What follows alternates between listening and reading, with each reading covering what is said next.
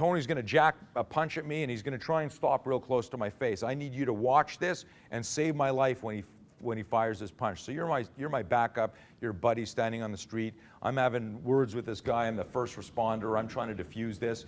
And when he fires that punch, I need you to say, punch, now, stop, look out, whatever you want to say.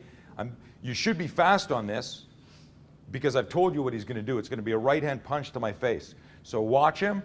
I'm going to be talking to him for a couple seconds and save my life by yelling for me to move. Okay, you guys got it? Okay? Dude, I need you to calm down. Okay, that's a bit late. I think I'd have been hit there. What do you think? Okay, bit late. Now, the only thing that saved me there, because I don't trust him and I didn't trust you, is what did I do? I flinched. Now, if I tried to do wax on, wax off in a jack-in-the-box moment, I'd have been hit. Do you agree with that? Okay. So this is an area. This is if you know Bob Willis, become a friend of mine, but Bob became well known internationally. Traveling around the world doing Caliber Press's street survival seminar. And when he first saw the spear system, he said, hey, you teach the 2 seconds before the rest of the fight that we all teach. Does that make sense? Because if you lose those 2 seconds, if you get immobilized by fear or dropped semi-conscious or knocked out in those first 2 seconds, then everything else in your toolbox was irrelevant, right? Because you were falling down or in a fetal position. So let's go back to this. You guys were a little late on that, right? Now I want you to watch him. Don't watch me. Don't watch the punch. Watch Tony. Tony is now, let's go back to science. He is potential energy. When he becomes kinetic energy, I want you to yell and save me. That means when you see the turbines powering up, save me. Got it? You guys ready? Dude, I need you to come. Now, he locked and loaded pretty much the same way. It looks way slower now because I told you what to look for. That is the scientific difference in role-playing, and also what we're doing over here. And watch this.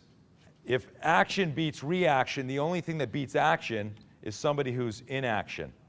And if I can get my brain through pre-contact cues, okay, a model we call stimulus, stimulus, stimulus response. What happens before what happens before what happens before that move that you taught me?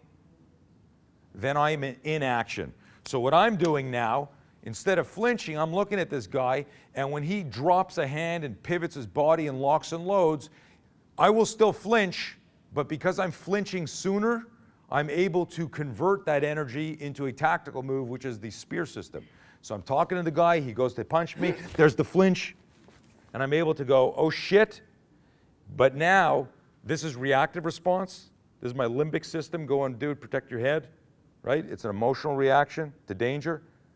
But now, operant conditioning from doing specialized drills has said, fire those extensor muscles, recruit those extensors, get your axis in, drive forward, and I'm combining the fastest thing my body can do with the strongest frame you can adopt.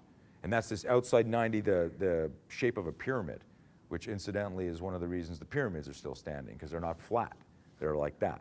So bad shit hits them and runs off. Slow punch comes in, I flinch, bad shit hits me, and it runs off the side, just like the front of an icebreaker. Does that make sense? Cool? Any question about that?